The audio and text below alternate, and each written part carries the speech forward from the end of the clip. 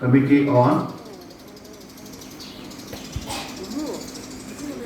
Manipur Integrity Gang Bagi Damakta Aina Jibam Branch na Sinduna Silva meeting so over Simi Bese Yang Tagachari Aduga Masili meeting Sida Chief Guest President Guest of Honor Aduga President Members in Tatong Uchari Loina na Mang Daling Silbiriba May Bermea Marumapang Chal Ise Nausing Miyam Musik Tatong Uchari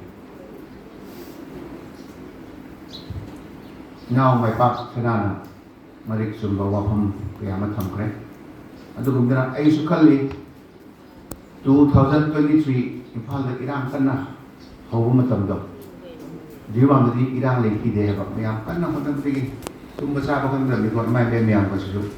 The kind of the meeting to the Mayam Club Duga organization Mayam said Ulaga Koy Toki. The last part I am Kali Wakandalai. Impal the Iran Arabina, very school to Sutamdre, college Sukanadre, Adu Arabina, Dirivam the Adumatamda, school, college, Padanakari, Adu Avatarabadi, Jirivam Misina, Manipur, Tungi leader, Soina Loina Orani, Larry Tama Pangli, Larry Herabina, Haina Ayam. So what Asama Yamera Neva Adu Ramba Iran, Ramban Silapodegino, which is Impali Iran, the Yosilapodegi, which Madugi, Sapudoloino, Pame. Iran Haimashida Punasena Badra Parigo. Hatuk Nava, Sinava, actually, Hogan Treva. Lan Haimashdi Apava, so really. Lahada Asi Ana, Asokapan Maisapa, Meku Uwa. Asina Trakari, Amata Apava, JMC, when I don't walk again. Even a Samaksu, Romay. Naga Harabuna Naga, put the Librina Cookie Naga, Iran Toki, Karikana Malaki Gabako. Simply I am Sinatra Iran talk about Mete Pagal, Cookie Paite, Zazariam Tokre, Ado Lan Ngame Hena, first prize Pakiba, Kena Biba, Labibra. Any Cookie de, Taki de. As Madu any Lanson of the Number have started there that any Lanson of them. At the Gumana, Hosiki, first price there, second price there, third price there. Only Mamma the other never. Under a message, Munda Kanmatokai. Duga, Sigam program Sikitan, nothing than I can with it. A boy Jiriban says, Yamna. Development of the hand Yam Sapatra Benico Bazar Sitaver Gumalabne, Sibum Neva Dukan putting to Yamiro who my Panaga Hanging Tanali Neva Aduba, quite Kanana, like Zigata Putkunmatra, Tom de Tokradi as a him Pumapantra, Tram to the Tupan Hangine. Yampatana Sakarieva. Koi na hari plastic chair Malaysia, mobile Malaysia, kano Malaysia han bigray kali, diga. Tang ahawa rusukla ahawa sa si diga. Ahawa sa matak si diga. Hinang na pinga ka ahawa balo si diga. Ado or na diga sa kolise. Ako diga pesa na te, ako diga mo pesa, Manipur lang lumiyam, ado pesa na diga sa kolib neba. Aduna, Hosik, a coin meam say, Jiri Kandavia deheva. Makauta, the Jiri Kanban look, Jiri development group have a Musemataheva.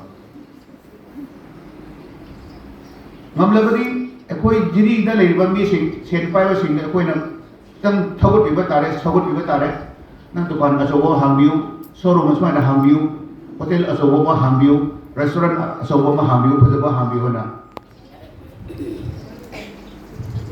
Aku mereka hanya kiri sewa.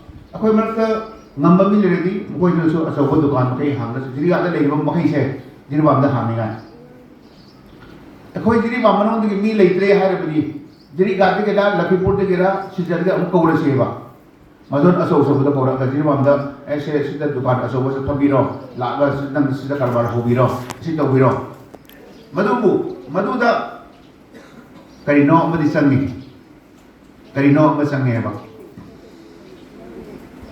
karino sang buda haidi protection kanbiba ngapi senbiba mathau taba maramde akoi lamdam khoi jiwam sisu ni ba group yamanina ni badi mi am lakba dukan posi prasita brahande ni bana dum tanduna dukan makai thonglom su yauna ri ne ba asiba committee ama group ma semaga jiwanda nauna dukan hangi bang kai se karimda sengai dong ka karimda to bu yaroi pesa ni bu yaroi dhamka to bu yaroi hai se aring ba committee ma semata ya ba adu oramani akoi jiwanda gi kasaron jirga salaga marketing to mo thau ta de hai mathau tai jirga sakani fulotol sakani sijar sakani silong gauti sakani delhi sakani mathau tarabdi adubu maru oiba akoi jirwa namdam dasu madu ma masak makai suna phangba dukan lamdam ama oiba tai haiba aduni mathau yam tai se aduna masi se yum da hanma matam dasu akoi myam khan si khallaga jirwa am se karmai chaphat sira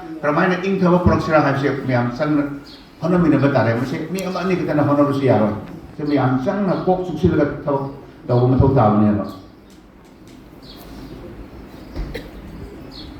Hausi Manipur ki Iran sini, kau central government lagi, state government president rules ki makada lagi. Masih dah aina haja ni beri. Larik tambah satra-satri singna Larik to kana aurai gradi padadi kemana kata pas begini.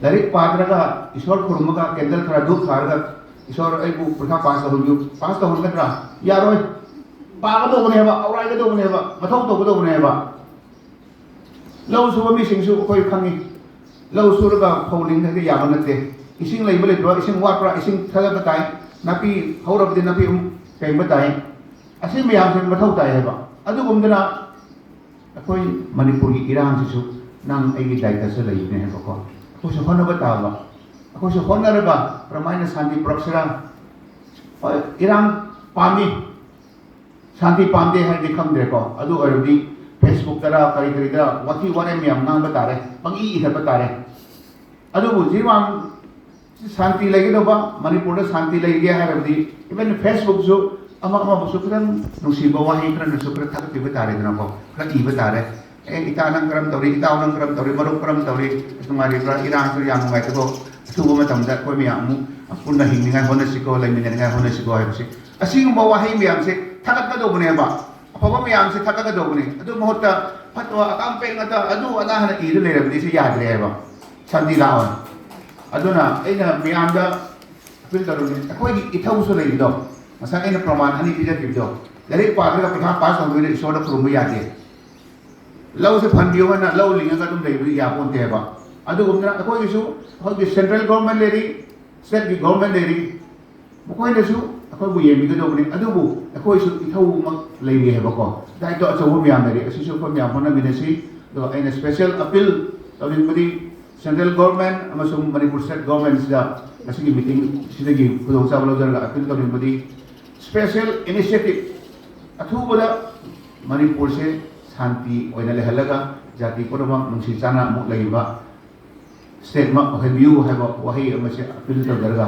आई मतम से tension जरगे thank you